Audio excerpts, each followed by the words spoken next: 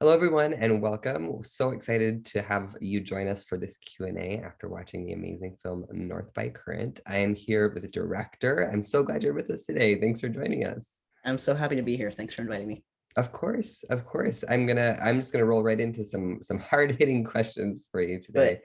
And my first one is just, what was this like for you? It's such a personal project, and of course, I'm so sorry for your loss, and I'd love to hear a little bit about what it was like for you to do something that was obviously so connected to you and your family, and to be involved creatively.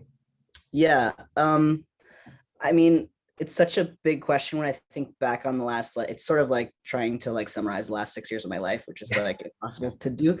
Um, but I mean, I make films. I've made films for about 15 years, and I always make films that are pretty much about me in some way, shape, or form. Um, I work with, what's called autoethnography, which is Mm. essentially like my own personal experiences and my own lenses to kind of approach different sets of ideas and different issues. So making the film itself wasn't really outside of my field. I think some people, especially in the world of documentary, kind of are like, read an article or see something else, and they're like, oh, how interesting, I want to make a film about that, or I want to investigate that, or whatever. And I don't really work that way. I make films about the things that are happening in my life and the ideas that I'm sort of juggling around specific experiences or events. Yeah.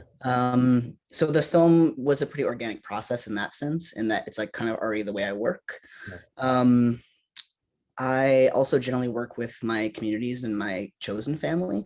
So again, like working with people I'm close to wasn't really outside of my scope of, I don't know, it's like whatever, the scope of the way that I work. Yeah.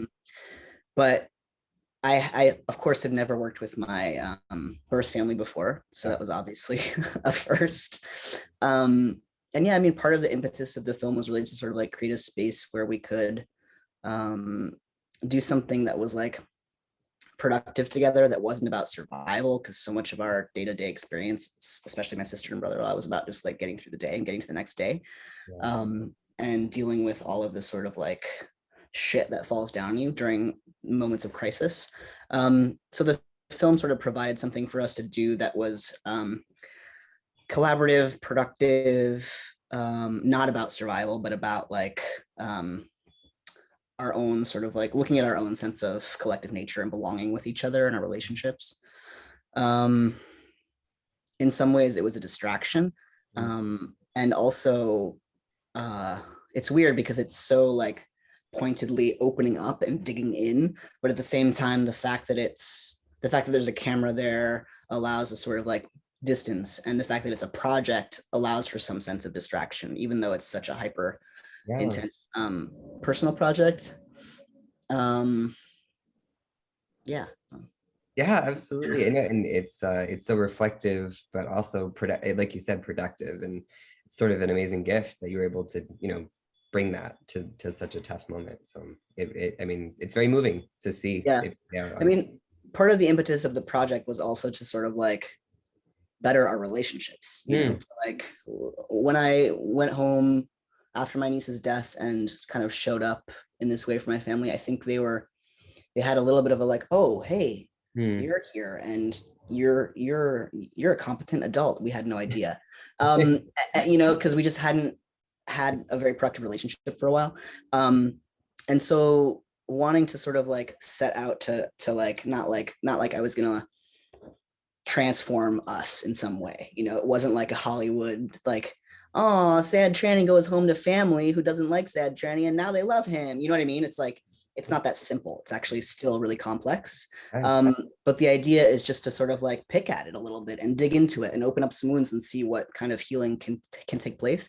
And I mean, our relationships are radically different now. Mhm. Obviously we still like struggle with the same things you always struggle with, because that's the commitment of being in a family. Like it's hard. It's not always easy. It's usually not easy. It's rarely easy.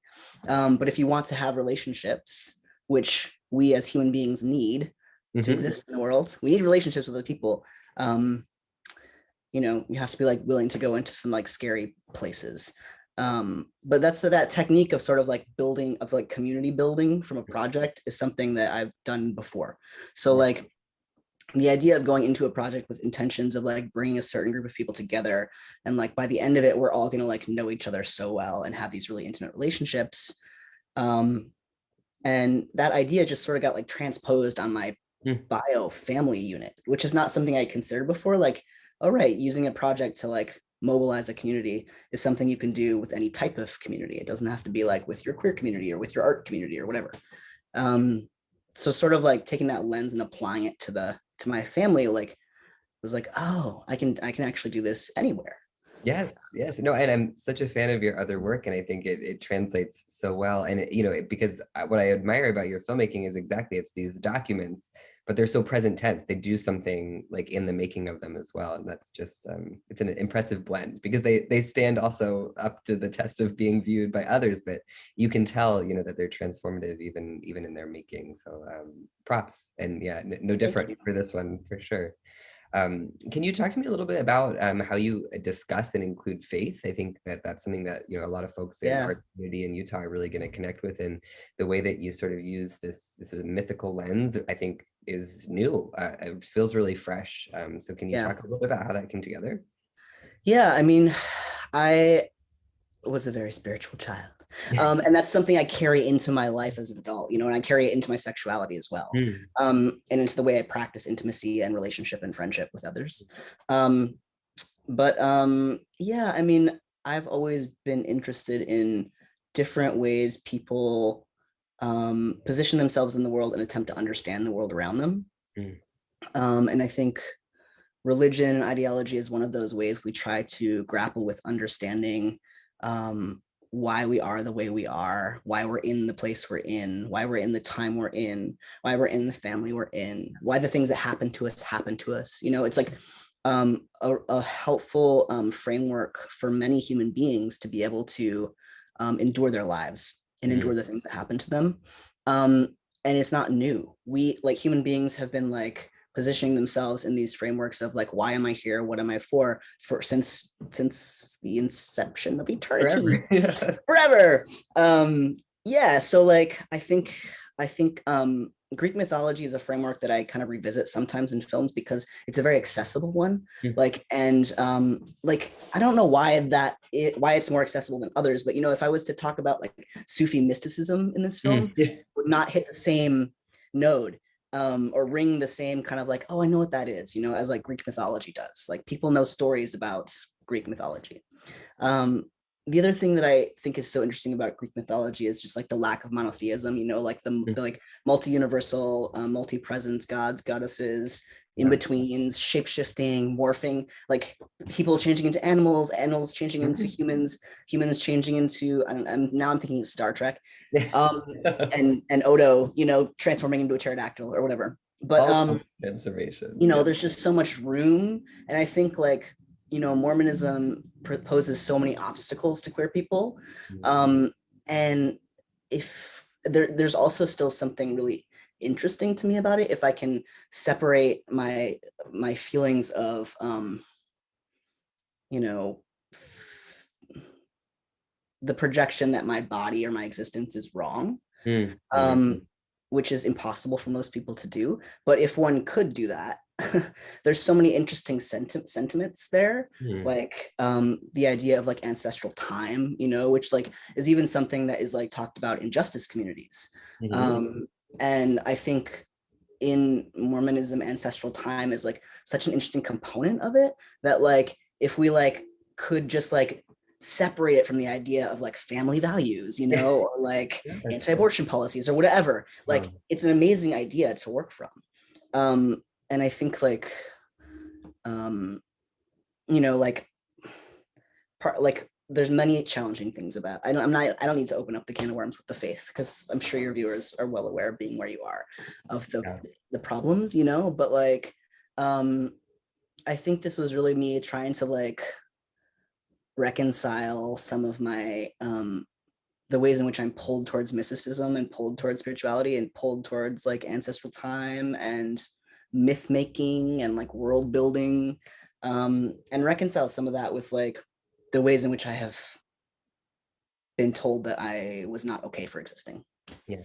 Yeah, no, and I think that that will really connect with our audiences because, as much as those things, those problematic things are on the surface and do present these challenges to queer people, there is an ineffable connection, through family, chosen and otherwise, that, Totally. persists and that requires some further meaning making and some investigating of how it can be, retooled to, still be something of significance. So I think this is something that our audiences definitely will find some richness in, and at least some provocation to Yeah, do for the sure. For impossible, sure. like you said, and make that separation. It's good on you. It's an impressive thing to do. I mean, I'm Um, also lucky because my family is like they they're very like of the like love comes first, family mm, comes first. Um, which obviously is what any good ideology would yeah, promote. But obviously people don't do that, you know? So like um I will say like there is a distinction between like the way my family understand their faith and the way sure. many practitioners of any faith-based organization understand their faith. And here they are, though, as a glowing example. So Yeah, it's great to have them on the it's screen. true. Sure. Yeah. Tell me a little bit about how you developed the visual style of your piece. It's so layered and textured, and you weave together so many, sort of disparate elements that, create something that's so singular and fresh. Can you tell me what sort of inspired you towards this methodology, and then how you executed it? Yeah. My parents had so many home videos, Mhm. and from my childhood, but also like my grandparents had home videos of my parents when they were children, and like I just like I hate having such a like a bend toward nostalgia, but I just do, you know, and I think that's part of the way in which like even if I'm making something that's really kind of heady and intellectual, like heart is still a really big part of it, and like having that sort of effective tone where people feel moved by it's really important to me. Um, and I was like, this footage is so amazing. I need to use it. Um, there were just so many kind of like telling moments in it. And it felt like a sort of like ancestral unraveling to look at. Yeah. And thinking about just that sort of like collapse or kind of disintegration between like the ways people experience time, especially because like we're so our human beings are so young, like Mhm. in the scope of the global world. Like the I I don't know, thinking about like, and also that for me kind of just like relates back into this idea of like mythic time and spiritual time and like the ways in which you like blink and it's like 4 generations later. Um, and and that was an idea that lent itself very naturally to the archival footage. Yeah. Um, and yeah, I tried to. I mean, dealing with the archive was nuts. I tried not to overuse it, you know, but it was Yeah. really hard because there was so much. Um, but I don't know. I mean, the one thing that I will say about archival footage is, especially when it's family footage, is like people are by and large either taking videos of really banal shit, you know, like a merry-go-round just going around for 5 minutes with a Right. person on it that you maybe are related to, but you have no idea. Um, or like hyper personal things like birthday parties, weddings, funerals, but they're by and large celebratory. Mhm. And there's a way that that content gets kind of like transferred. If you reuse old material, you're bringing that content with it, you know, whatever it is or whatever originally was. And so I did have to do some extra work to like use the texture of the archival in a way that was not always, you know, about a party or something, because Yeah. like that's what the kind of shit people document. It's a Um, challenge. Yeah. yeah, so like finding the moments that were like more banal was what I was really trying to do. Yeah, and you had so much to work with. Obviously, it was so rich. What was it like in post? It must have been a beast. Yeah, I mean, I started editing right after I started shooting, which Mhm. is kind of what I usually do. And I for this project, I was like, oh, I really want to have an editor because from its conception, I was like, this is going to be a work that's going to be a little bit more accessible than some of my experimental work, some of my other work. And because of that, I want to kind of like have these industry kind of standards in place or whatever. So I'm gonna like get an editor, not edit my own film. But then I edited my own film anyway because that's the way I make films. Yeah, You know, if you're the kind of filmmaker that where the film presents itself in the edit, it's like really challenging to not edit your own work. yeah, So I mean, I just spent like 4 years editing. And it really didn't like the film didn't really like present itself until probably like the end of 2019 is when I started being like, oh, this is how it looks. Okay. Yeah, Um, it's wild to take shape. yeah, it took a long time, a lot of editing, and a lot of people looking at it being like, what the hell is this? Yeah. Me being Well, like, fine, you don't get it, but it came through clearly in the end, luckily. yeah. It's awesome. And yeah, so we're coming to the end of time, but I have one last question for you. It is such an incredible film for how many things it tackles and how many serious subjects you get into. And I think your style matches that so well because you have all these rich textures and layers. What would you hope that people walk away with as this digital audience has just walked away from your film? What message would you hope to send, or what sort of resonance are you hoping kind of sticks with people? Yeah, I mean, I would hope that what would stick with people is that you never know what people are struggling with. Mm. And it's always, can you hear that? Construction next door. It's always, I don't want to say better, but it's always better to go with empathy. So Mm. like to allow people room to know that they're having their own process and they're on their own terms and they're not on your terms. Yeah. So I think just like basic acceptance, like of where people are at with their own struggles and their own lives, and knowing that like what's right for your life is not what's right for someone else's life. Mhm. Um, and and all choices are challenging choices. Mhm. Um, yeah, and that like redemption is possible, that like people can be forgiven. Um, and relationships can be repaired, even though it's Yeah. painful and hard. Yeah. Well, wow. I mean, those are all themes that I really hope people walk away with from our festival in general. So thank you for sharing this film with us and for bringing that in through your work. Thanks for being with us here today. And it was a great conversation and congratulations. Wonderful. Thanks, Dash. So happy to be part of the festival. So.